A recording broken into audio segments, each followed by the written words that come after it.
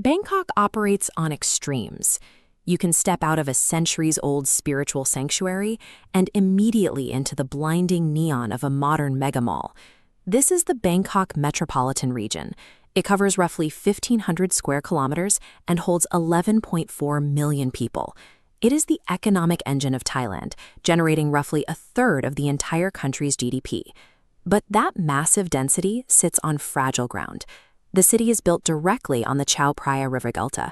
It rests on soft marine clay that is slowly compressing, causing the elevation to sink slightly every year, all while trapping intense tropical humidity. This geography creates a stark trade-off for anyone visiting. The cultural and economic rewards are immense, but extracting them requires navigating extreme heat and dense urban congestion. This is why copying a generic travel itinerary rarely works here. A list of popular spots doesn't account for the physical toll of traveling 10 kilometers across a sprawling, humid capital. To actually enjoy this city, you have to engineer your trip around your own physical endurance. You need to know exactly how much urban friction you are willing to tolerate. To filter out the noise, we can use a simple evaluation matrix. The vertical axis measures your environment. At the top, you have high-budget, air-conditioned comfort. At the bottom, low-budget, high-heat street environments. The horizontal axis measures the experience itself. On the left is deep historical authenticity, and on the right is modern entertainment and commerce.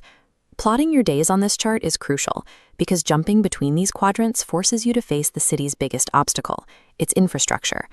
Bangkok's street-level traffic is famously unforgiving.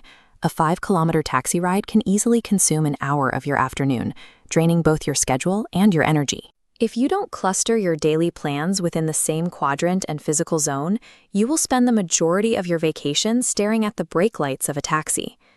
Let's look at the deep culture side of the board. This is where you find the historical core, anchored by the Grand Palace and Wat Phra Khao, the Temple of the Emerald Buddha. These royal complexes, established in 1782 by the Chakri dynasty, are massive. They feature intricate layers of traditional Thai architecture, towering spires, and expansive courtyards designed to project absolute power. Just a short walk away is Wat Pho, home to a 46-meter reclining Buddha. It also serves as a center of traditional Thai medicine and is the birthplace of traditional Thai massage. But accessing these sites comes with a strict physical cost. You must adhere to a modest dress code, no bare shoulders or knees, meaning you are fully covered while navigating dense crowds in peak tropical heat. Securing the highest level of cultural authenticity in the Old City requires a high tolerance for physical endurance. Getting to those sites usually means dealing with surface transit.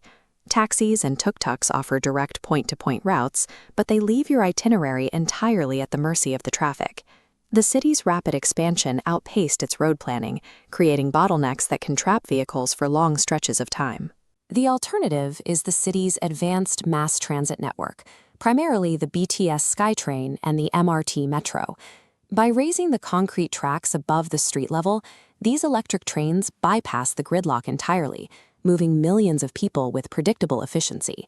The catch is that you have to physically walk to the stations in the humidity, and the rail network doesn't directly service the older, historic temple districts. You have to choose your trade-off: spend energy walking outside to catch a train, or trade your time sitting immobilized in the air-conditioned comfort of a cab. This same dynamic applies to the food and shopping. Bangkok is globally recognized for its street food. Areas like Chinatown serve fresh seafood, wok-fried pad thai, and grilled mu ping skewers directly on the pavement. Eating here means standing shoulder to shoulder in crowded, humid alleys with zero climate control. Shopping presents a similar extreme. You can navigate the maze of the Chatuchak weekend market, or you can retreat to the city's luxury megamalls.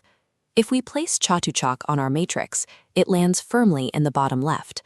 It offers local vendors and crafts, but requires navigating an open-air environment.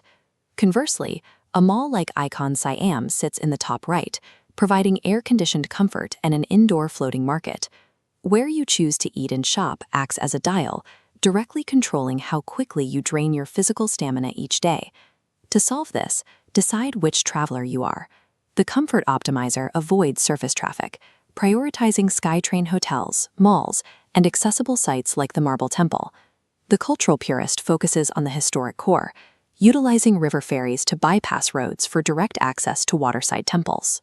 You might even venture out of the city limits to explore the ancient brick ruins of Ayutthaya, a UNESCO site that requires significant travel time but delivers immense historical scale. Then there is the social explorer.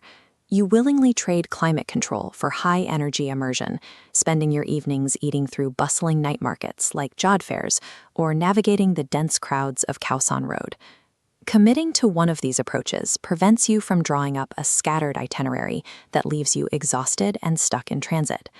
Regardless of the path you choose, a few baselines are non-negotiable for all travelers.